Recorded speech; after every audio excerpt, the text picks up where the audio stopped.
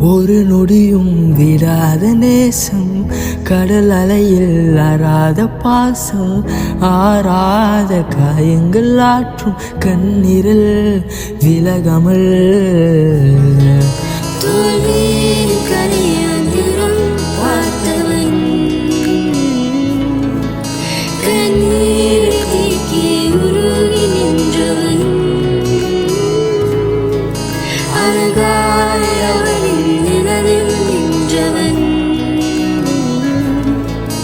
இதுதான் வாழ்க்கையின் அழகே.